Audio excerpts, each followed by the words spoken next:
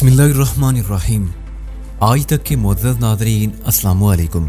अब किस नंबर 399 मुलाहिज़ा फरमाएं।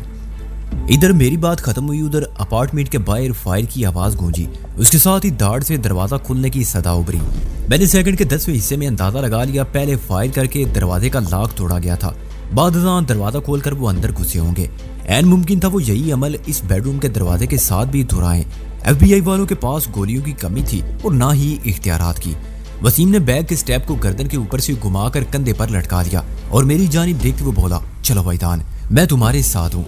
हम यके बाद दीगरे स्लाइडिंग विंडो से बाहर निकले। वो विंडो जमीन से कमोबेश 15 फुट की बुलंदी पर वाक़ थी। यहाँ से एक मखसूस टेक्निक के जरिए हम बासानी इमारत के अकब में पहुंच सकते थे। शाओलिन टेम्पल में मार्शल आर्ट्स की तरबियत के दौरान में मुझे इस टेक्निक की प्रैक्टिस भी कराई गई थी। ये एक तरह की स्लाइडिंग थी जो हाथों पर दस्ताने होने की सूरत में ज्यादा सहल और महफूज समझी जाती थी। बहरहाल इमरजेंसी में हमें दस्तानों के बगैर ही काम चलाना था। मैंने विंडोज के निचले हिस्से पर दोनों हाथ जमाए और बॉडी को नीचे लटका दिया। मेरा कद 6 फुट से निकलता हुआ था, गोया 15 फुट की बुलंदी में लगभग 7 फुट की कमी वाक़ हो गई थी। 1 फुट की कसर बाजुओं ने पूरी कर दी थी। मैंने दीवार के साथ दोनों हथेलियों को जमाते हुए जिस्म को आजाद छोड़ दिया। इसी दौरान में मेरी तमाम तर तवज्जो उस पुश पर थी जो मैं हथेलियों के जरिए दीवार पर मुंतकिल कर रहा था। देखते देखते मैं जमीन पर पहुंच गया। उसी लम्हे एक खौफनाक फायर की आवाज मेरी समा तक पहुंची। मैंने बेसख्ता गर्दन उठाकर ऊपर देखा। वसीम भी मेरे अंदाज में खिड़की से नीचे लटक रहा था, लेकिन अभी तक उसने स्लाइडिंग शुरू नहीं की थी। फायर की आवाज ने उसे गड़बड़ा दिया और वो फिसलने की बजाय कूदने वाले अंदाज में नीचे को आया। इसी दौरान में मैं उठकर खड़ा हो चुका था। वसीम जिस बेढब अंदाज में नीचे आया था उसमें उसे संभलने में चंद सेकंड लग गए और इसी मोहलत में मैंने खुली हुई खिड़की में एक शख्स का चेहरा नमूदार होते देखा। अब इस बात में किसी शक व शुबे की गुंजाइश बाकी नहीं रही थी कि चंद लम्हे पहले मैंने फायर की जो आवाज सुनी थी उस गोली के जरिए बेडरूम के दरवाजे का लॉक तोड़ा गया था। मैंने खिड़की में नमूदार होने वाले चेहरे में हरकत महसूस की और दूसरे ही लम्हे एक गन बरदार खाद भी मेरी निगाह में आ गया। वो जो कोई भी था हमें निशाना बनाने ही वाला था। मैंने चीखकर वसीम को पुकारा, भागो। इससे पहले कि वसीम उठकर मेरा साथ देता, खिड़की में नमूदार होने वाले शख्स ने गोली दाग दी। मैं इसी दौरान में एक सम दौड़ लगा चुका था। फायर की मखसूस आवाज सुनते ही मैंने पलट कर देखा और मेरा दिल धक से रह गया। वसीम एक बाजू को थामे हुए मेरी समत आ रहा था। गालिब इम्कान यही था कि गोली उसके बाजू में लगी थी। इस मौके पर वसीम ने हवास बाख्ता होने की बजाय बड़ी बहादुरी और होशमंदी का सबूत दिया और तिरछा दौड़ते हुए मेरे नजदीक पहुंच गया। फिर हमने एक समत भागना शुरू कर दिया। उसी लम्हे मुझे अपने अकब में मुतअद्दिद गोलियां चलने की आवाजें सुनाई दी। यकीनी तौर पर यह आवाजें वसीम ने भी सुनी थी। हमारी रफ्तार में कई गुना इजाफा हो गया था। जब वो ताकुब में हो तो जिंदगी को बचाने की कोशिश इंतहा से गुजर जाती है। हम भी एक नामालूम रफ्तार से भागे चले जा रहे थे। जल्दी हम फायरिंग की रेंज से बाहर निकल आए। हमारे सामने कोई मुतय्यन मंजिल नहीं थी। बिल्डिंग की पार्किंग की तरफ जाकर गाड़ी निकालने का सवाल ही पैदा नहीं होता था। FBI वाले खूनख्वार बेड़ियों की मानिंद खमें सूंघ रहे होंगे। ये तो हमारी खुशकिस्मती थी कि उनकी चलाई हुई गोलियों का निशाना बनने से महफूज रहे, वरना उन्होंने अपार्टमेंट की खुली हुई खिड़की से फायरिंग करके हमें भूनने की भरपूर कोशिश की थी। वो अपार्टमेंट बिल्डिंग वाशिंगटन मार्केट के नजदीक थी। हम बेदरीक भागते हुए स्ट्रीट पर निकल आए थे। यहाँ एक बड़े स्टोर के अकब में चिल्ड्रन प्ले ग्राउंड वाक़ था। हम सांस हमवार करने के लिए ग्राउंड के गेट के नजदीक रुक गए। वो यकबस्ता मौसम सरमा की आधी रात का अमल था। पार्क में हु का आलम था, अलबत्ता गार्डन लाइट्स रोशन थी। मैं एक ऐसे हिस्से की जानिब रेंग गया जिधर अच्छा खासा अंधेरा था। वसीम के बाजू ने मुझे तशवीश में मुब्तला कर दिया था। मैंने तारीकी की पनाह में आते ही वसीम से पूछा, तुम्हारे बाजू का क्या हाल है? गोली लगी है, हाल का अंदाजा तुम खुद ही लगा लो। वो जीदारी से बोला। मैंने उसके जख्मी बाजू को टटोलते हुए कहा, अंदर घुस बैठी है या सिर्फ छू कर गुजरी है? मेरा ख्याल है महज छू कर गुजरी है, उसने मजबूत लहजे में जवाब दिया। मैं अपने बाजू में बड़ी तकलीफदेह जलन महसूस कर रहा हूँ। इसी दौरान में मेरी टटोल नतीजा खेज साबित हो चुकी थी। मैंने अपने हाथों की कारीगरी से ये जान लिया कि गोली उसके बाजू के गोश्त को छीलते हुए गुजर गई थी। ये ज्यादा तशवीशनाक बात नहीं थी। बाजू में से रिसने वाले खून ने आस्तीन को भगो दिया, तब उसकी हालत खतरे से बाहर थी। अगर बाजू पर कोई कपड़ा कसकर बांध दिया जाता तो खून के रसाव को रोका जा सकता था। हमने इस वक्त चिल्ड्रन प्ले ग्राउंड के नजदीक जिस मुकाम पर पनाह ले रखी थी वहां ज्यादा देर तक क्याम करना खतरे से खाली नहीं था, क्योंकि स्ट्रीट वाशिंगटन मार्केट पार्क से ज्यादा दूर नहीं थी। हम FBI वालों को वक्ती तौर पर होशियार दे आए थे, लेकिन उनकी तरफ से बेफिक्र किसी नाकाबिले तलाफी नुकसान का पैगाम साबित हो सकती थी। मैंने वसीम के कंधे से बैग उतार लिया और उसे खोलकर किसी ऐसे कपड़े की तलाश में मसरूफ हो गया जो पट्टी की सूरत उसके जख्मी बाजू पर बांधा जा सके। जब मुझे मतलूबा कपड़ा ना मिल सका तो मैंने बैग में रखी हुई अपनी एक शर्ट की आस्तीन को फाड़कर एक लंबी पट्टी हासिल कर ली। फिर जितनी जल्दी मुमकिन हो सका मैंने वसीम के घायल बाजू को बैंडेज का लिबादा पहना दिया। थोड़ी देर बाद हम उस आर्दी पनाहगाह से बाहर निकल आए। इस स्ट्रीट पर नपे तुरे कदमों से चलते हुए हम ग्रीन विच स्ट्रीट पर निकल आए। इस वक्त हमें बड़ी शिद्दत से किसी येलो कैब की तलाश थी, लेकिन वो कहीं नजर नहीं आ रही थी। ग्रीनविच स्ट्रीट पर बाईं जानिब मुड़ने के बाद हम आगे बढ़ते चले गए। थोड़ी देर बाद हम ट्राई बीका ग्रिल रेस्टोरेंट के नजदीक पहुंच गए। मज़कूरा रेस्टोरेंट 375 ग्रीनविच स्ट्रीट पर वाक़ है। आज हम तीनों ने इसी रेस्टोरेंट में डिनर किया था। इस रेस्टोरेंट के सामने से फ्रैंकलिन स्ट्रीट निकलती है। वसीम ने कहा, जहाँ तक मेरी यादाश्त काम करती है, फ्रैंकलिन स्ट्रीट पर सबवे इंटर्न्स मौजूद है। हमें फौरी तौर पर खुद को अंडरग्राउंड कर लेना चाहिए। तो गोया तुम NYPD के इल्जाम की तायद कर रहे हो। मैंने उसे छेड़ा। वो मेरी बात को समझ नहीं सका। बोला, क्या मतलब? मैंने कहा, NYPD न्यूयॉर्क पुलिस डिपार्टमेंट वाले मुझे अमेरिका दुश्मन का टाइटल दे चुके हैं, यानी मैं अंडरग्राउंड माफिया की टक्कर का मुजरिम हूँ।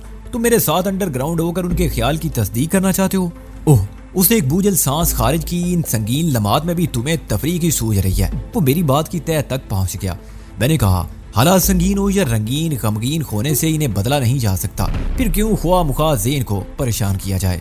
मैं तुम्हारी बात से इत्तफाक करता हूँ। वो मेरे साथ फ्रैंकलिन स्ट्रीट पर कदम बढ़ाते हुए बोला, मैं तुम्हारे साथ रहकर बहुत कुछ सीख रहा हूँ।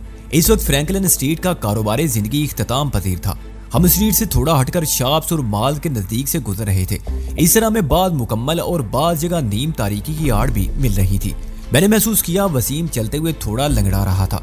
शायद उसके पाँव में कोई गड़बड़ हो गई थी।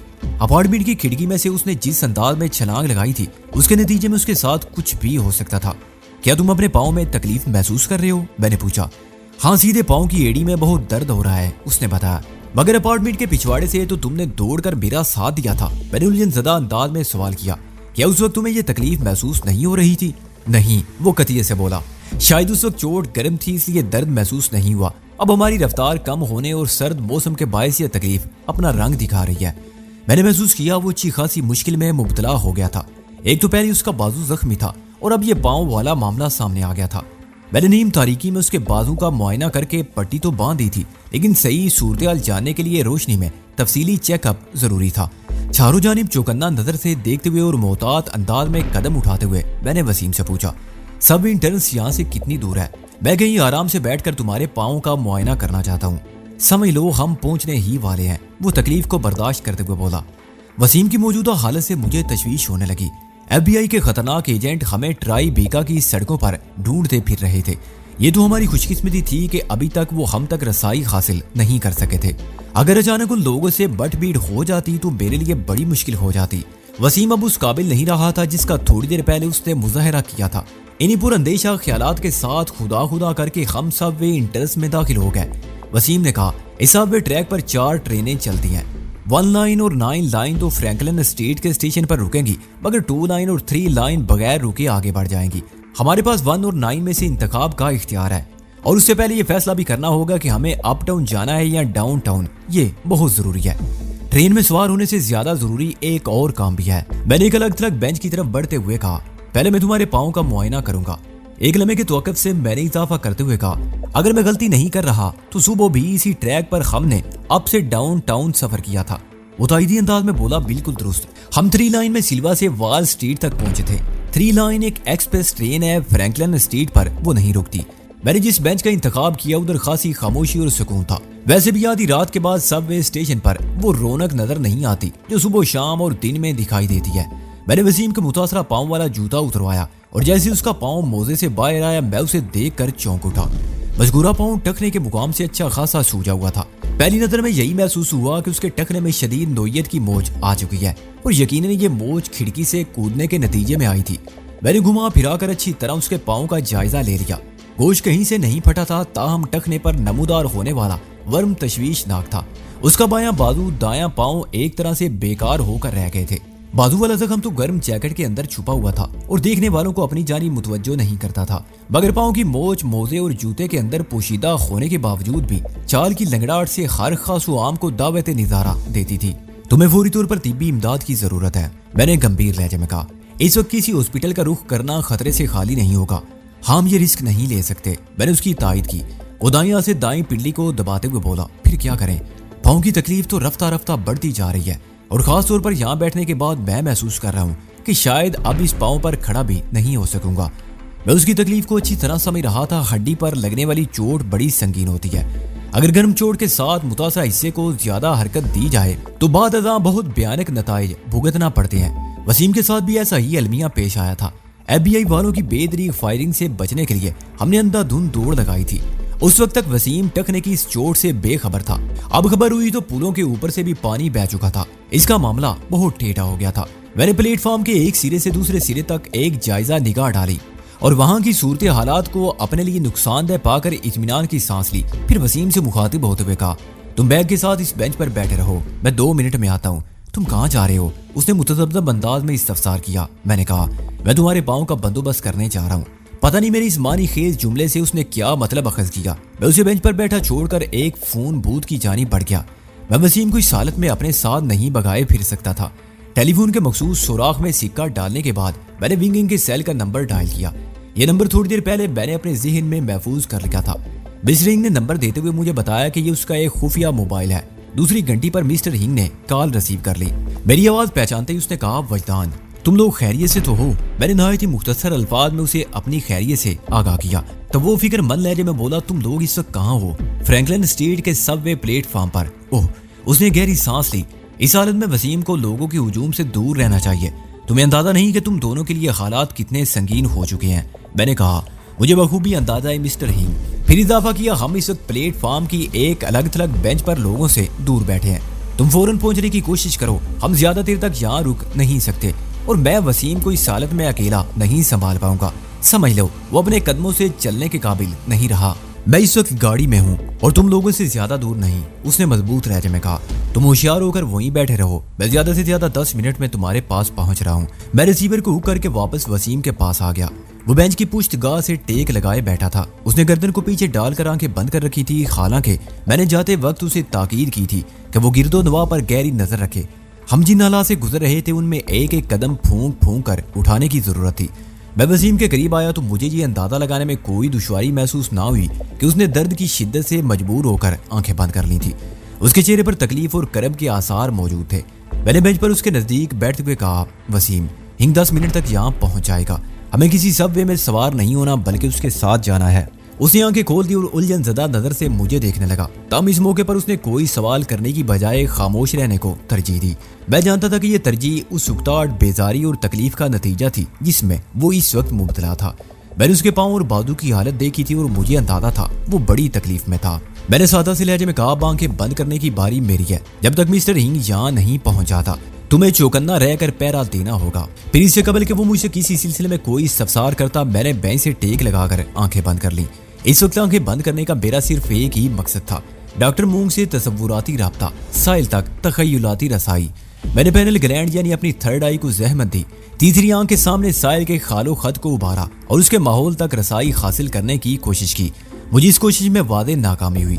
इससे पहले विडाल सासून में भी बालों की सेटिंग कराने के दौरान में भी मैं उसके माहौल को छू नहीं पाया था और आधा पौना घंटा कबल जब मैं वाशिंगटन पार्क वाले अपार्टमेंट में ऐसी ही कोशिश कर रहा था तो मुझे नाकामी का मुंह देखना पड़ा। पता नहीं रब्बी मोशी हाइमन ने उस पर कैसी बंदिश लगा दी थी। मेरी बातनी आंख उस बंदिशी दीवार के सामने बेबस होकर रह जाती थी। अलबत्ता इस मर्तबा इतना जरूर हुआ था कि डॉक्टर मूंग रिफोशे के तवस से वो मुझे नजर आ गई थी। मैंने साहिल वाले महाज पर कोशिश तरक की और थर्ड आई का एंटीना डॉक्टर मूंग की जानिब फेर दिया। इस मर्तबा मुझे खातिर ख्वाह कामयाबी हासिल हुई। डॉक्टर मूंग को मैंने एक बिस्तर पर लेटे हुए पाया। उसने आंखें बंद कर रखी थी। उसके माहौल ने मुझे बताया वो किसी बंद ट्रक के अकबी हिस्से में था और वो ट्रक पहाड़ी रास्ते पर तूफानी रफ्तार से दौड़ा जा रहा था। डॉक्टर मूंग के माहौल में मुझे साहिल कहीं दिखाई ना दी तो मेरा दिल थक से रह गया। लगभग पौना घंटा पहले मैंने उन दोनों को एक साथ खटमंडू की पहाड़ियों में दौड़ते और फिर गोलियों की बौछार में गिरकर बेइज्जो हरकत होते देखा था। अब डॉक्टर मूंग अकेला नजर आ रहा था और ये बड़ी तशवीशनाक बात थी। साहिल को उसके साथ होना चाहिए था और वो नहीं था। पता नहीं वो कहाँ गई थी। डॉक्टर मूंग तक रसाई हासिल करके मुझे खुशी के साथ साथ हैरत भी हुई थी।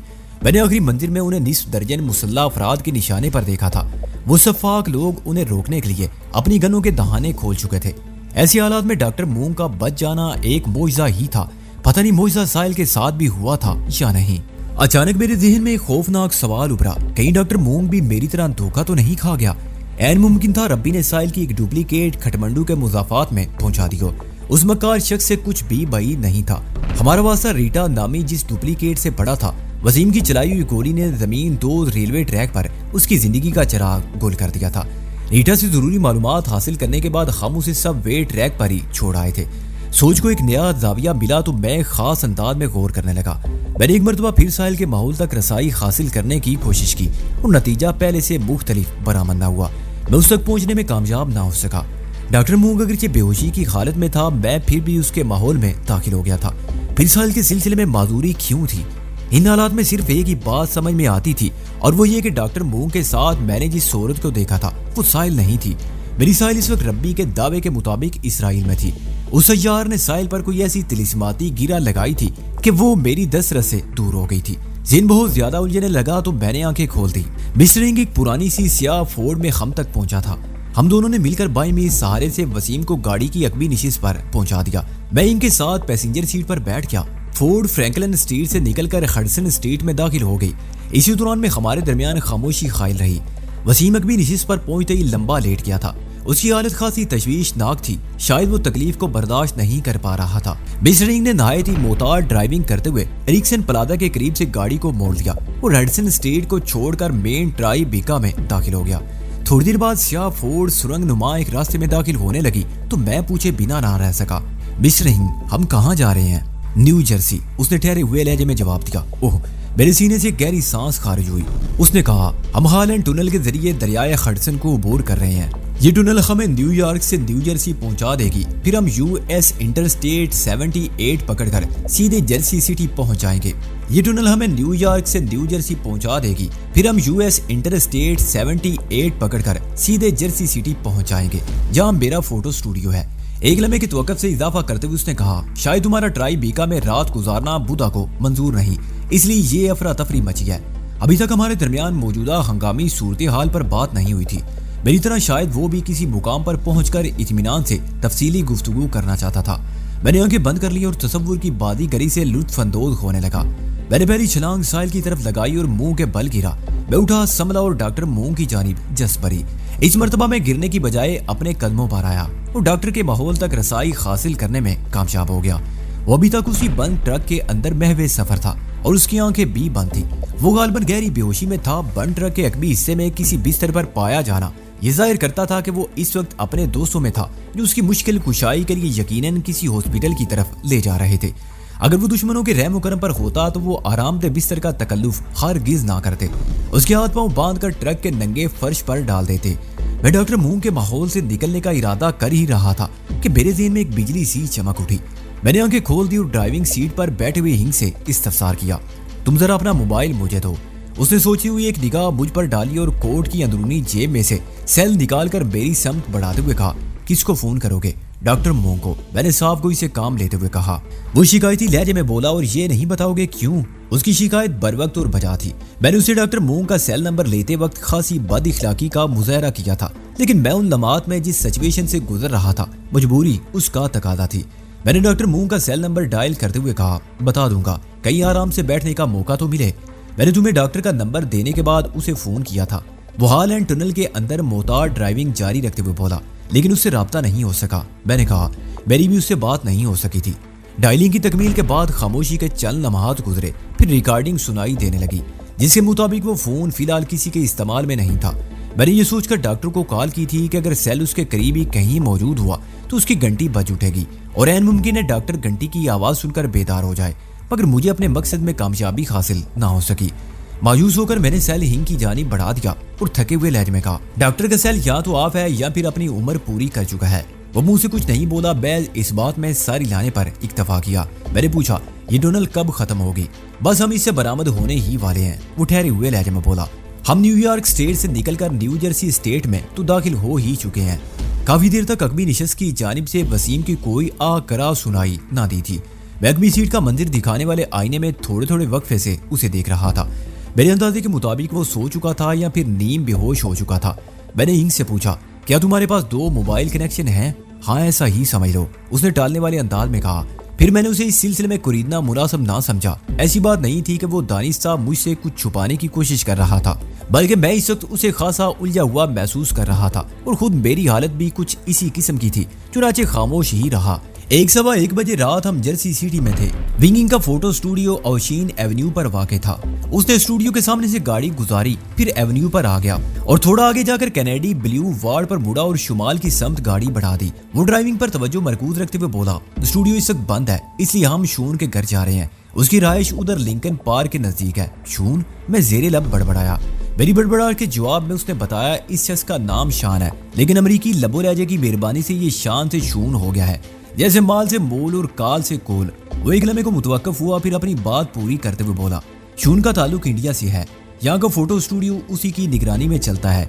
पार्क वाले अपार्टमेंट में वो अपनी फिलिपाइनी बीवी के साथ रहता है। शून लगभग 10 साल से मेरे साथ है। दोनों मियाँ बीवी बहुत मेहनती और फर्ज शनास है। स्टूडियो का सारा निजाम इन्होंने संभाल रखा है। इन्होंने कभी मुझे शिकायत का मौका नहीं दिया। इनसे मिलकर तुम्हें बड़ी खुशी होगी। बज़ाहिर उनकी हैसियत मेरे मुलाजमीन की सी है, लेकिन दर हकीकत वो मेरे सेटअप के लोग हैं। तुम मेरा मतलब समझ रहे हो ना? आखिरी जुमला उसने बड़े मानी खेज अंदाज में अदा किया। अच्छी तरह समझ रहा हूँ, मैंने कहा। फिर वो मुझे शून, शान और उसकी फिलिपिनो बीवी ली यान के बारे में खास खास बातें बताने लगा। वो खामोश हुआ तो मैंने पूछा, क्या ये शान मुस्लिम है?